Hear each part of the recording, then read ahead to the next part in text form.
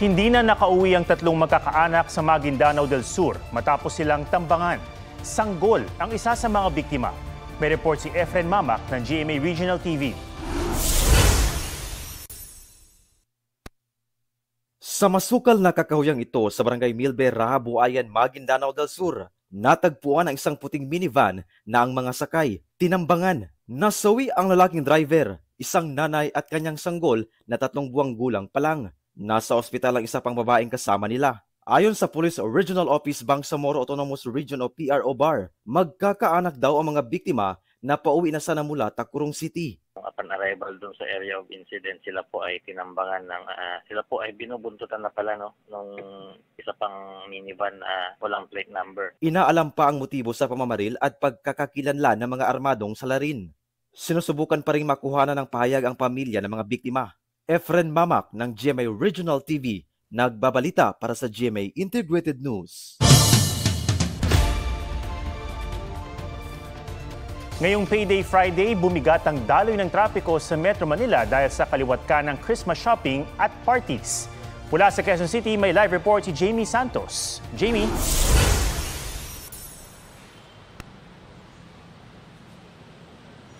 Atom, kumukutitap na naman ang mga kalsada pero dahil yan sa dagsa ng mga sasakyan sa gitna ng rush hour.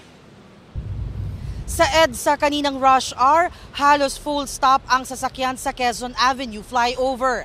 Gapang ang traffic sa tapat ng malls. Sa EDSA Muñoz, ilang commuter ang nakita naming nag-uunahang makasakay ng jeepney. Ang ilang commuter naman, tinatanggihan ng taxi, kaya nag-EDSA bus carousel na lang. Sa datos ng MMDA, nasa 470,000 na ang mga sasakyang bumabagta sa EDSA mula November hanggang December, kumpara sa 350,000 hanggang 370,000 noong October. Sa Commonwealth Avenue patungong Lite, bumper to bumper din ang mga sasakyan hanggang mag-aalas 9 ng gabi. Para makabawas sa traffic, patuloy ang mga operasyon kontra illegal parking. Sa EDSA pakanan ng Congressional Avenue, hinuli ng MMDA Strike Force ang 2 jeepney na nag-aabang ng pasahero. Tinikitan din ang mga nakaparada sa pagawaan ng motorsiklo sa Congressional Avenue. Hinahatak naman ang isang SUV na sa bangketa pumarada at iniwan pa ng driver. Sa kabuuan, aabot sa 16 na 4-wheel vehicle at 3 motorsiklo ang tino at 78 sasakyan ang tinikitan ng MMDA. Atom, nandito tayo sa northbound lane ng EDSA North at sa mga oras na ito kung makikita mo ay bumper to bumper pa rin ang mga sasakyan. Nagkakaroon din kasi ng embudo yung mga sasakyan galing Mindanao Avenue at lalabas dito nga sa EDSA North. At dire-diretso na yung traffic na yan hanggang Magmuñoz at bahagyang luluwag at muli ulit magiging slow moving ang mga sasakyan pagdating ng Balintawak at hanggang Monumento na yan. At yan ang latest mula rito sa EDSA. Balik sa iyo, Atom. Maraming salamat, Jamie Santos. Nawalan na nga ng kabuhayan na nakawan pa ang mga nasunugan sa isang palengke sa Bacolod City.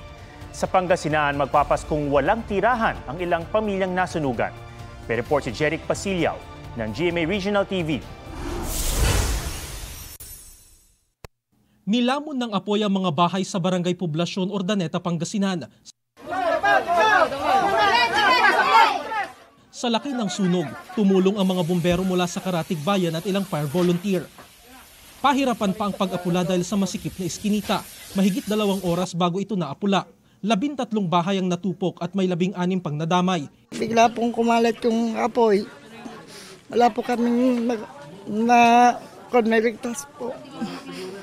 Na kahit ano, ito lang pong sot namin. Inaalam pa ng BFP ang sanhi ng apoy at halaga ng pinsala. Sa Bacolod City, nasunog ang halos 40 stalls ng Bacolod Central Market. Ang ilang nagtitinda, nasunugan na nga na nakawan pa raw.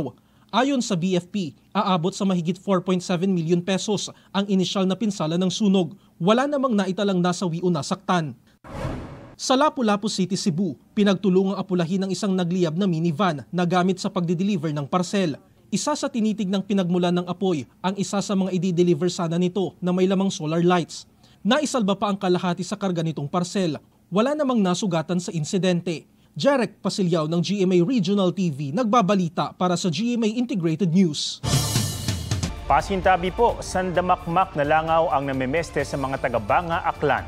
Halos isang linggo na ang napansin ng mga residente ang pagdami ng langaw na nagkalat na rin pati sa tulugan, kainan at sahig ng mga bahay. Bukod sa pandidiri at perwisyo, kinababahala nila ang kalusugan ng mga bata. Iniimbestigahan na ng lokal na pamahalaan ang sanhi ng sangkatutak na langaw.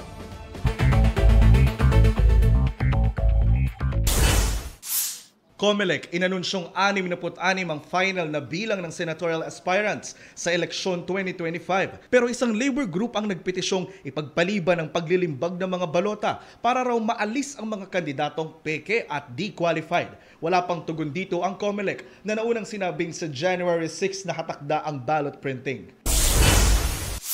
Korte sa Quezon City, pumabor sa reklamong isinampa ni Atom Orolio laban kay dating NTF-ELCAC spokesperson Lorraine Badoy at si Jeffrey Celis. Batay sa desisyon, inabuso ni Badoy at Celis ang kalayaan sa pagpapahayag dahil sa kanilang pag-red tag o pagbansag na komunista kay Araulio at sa kanyang inang si dating Bayan Chairperson Carol Araulio. Pinagmumulta ng mahigit 2 milyong piso sina Badoy at Celis. Sabi naman ni Badoy sa isang pahayag, hindi raw siya nababahala at handang gamitin ang mga legal remedy hanggang umabot sa Korte Suprema. Si Celis, inasahan na raw ang desisyon at handa rin daw umapela. Anila, natalo sila dahil sa technicality at hindi sila nakapagpresenta ng ebidensya sa korte. Jonathan Andal nagbabalita para sa GMA Integrated News. On the 12th day of Christmas, kumikinang sa mga pailaw ang mga plaza sa Pavia, Iloilo. Umiilaw ang mga parol na tila binabantayan ng mga life-sized angels. Sentro niya ng higanting Christmas tree. Sa provincial capital naman sa Iloilo City, nagibang anyo ang mismong Kapitolyo na punong-puno ng Christmas lights. At bukod sa mga dekorasyon, dinumog ang Christmas Bazaar. Ito naman po ay sa Croatia na nagbihis Pasko ang makasaysayang Roman Amphitheater doon. Nabuhay ito sa iba't ibang ilaw at palamuti. Habang sa loob may inilagay na ice rink na perfect sa mga nais mag-skating.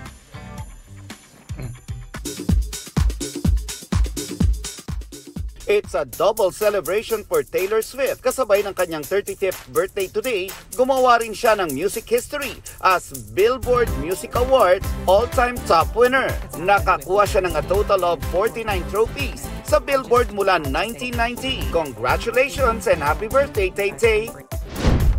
Baekhyun ng EXO, balik Pilipinas sa February 2025 para sa kanyang fan meet. Irish singer at dating lead vocalist ng Boyzone na si Ronan Keating magko-concert sa Cebu at Pasay sa Pebrero. British actor Jude Law, may star na sa Hollywood Walk of Fame, kabilang sa sikat niyang movies ang Fantastic Beasts, kung saan gumanap siya bilang young Albus Dumbledore. Stars ng Squid Game Season 2, rumampa sa red carpet sa Los Angeles premiere. Nelson Canlas nagbabalita para sa GMA Integrated News. Nagkasunog sa isang high-rise residential building sa Shenzhen, China. Kasunod yan ng pagsabog ng gas sa 28th floor na nagpayanig din sa mga katabing gusali. Ayon sa local media, isa ang patay. Iniimbestigahan pa ang insidente. Hindi si Santa Claus kundi isang lalaking tinutugis ang nabistong naipit sa isang chimney sa Massachusetts sa Amerika. Tumakbo raw ang lalaki nang silbihan siya ng search warrant.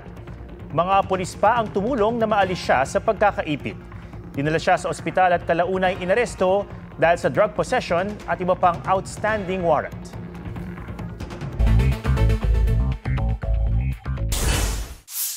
Menor de edad binugbog ng mga opisyal ng barangay sa Tondo, Maynila. Kinuna ng pamilya ng menor de edad ang CCTV video ng barangay. Nagmamaneho ang biktima ng tricycle na lula ng kanyang tiyuhin nang makasalubong nila at di magpadaan ang tricycle na sakay ang isang barangay kagawad. Hinabol ang menor de edad kahit bumuelta na para umalis. Sa isa pang kuha ng CCTV, hinarangan ng magtiyuhin kaya bumaba sila. Saka sinuntok ng kagawad ang menor de edad. Naaresto ang kagawad at isang barangay EXO at sinampahan ng reklamo. Tumanggi silang magbigay ng pahayag. Taiwanese na supplier umano ng armas ng ilang pogo sa bansa, timbog sa Makati City. Wanted ang suspect na si Jiang Zhang Xiaodong sa Taiwan dahil sa illegal na droga at iba pang organized crime. Dito siya nagtago at nagtayo ng sindikatong sangkot sa scamming at gun running. Hindi siya naabutan sa raid noong 1 taon sa kanyang pondo sa Makati City, kung saan mahigit 80 baril at daan-daang bala ang nasamsam. Von Aquino nagbabalita para sa GMA Integrated News. Huwag magpahuli sa mga balitang dapat niyong malaman. Mag-subscribe na sa GMA Integrated News sa YouTube.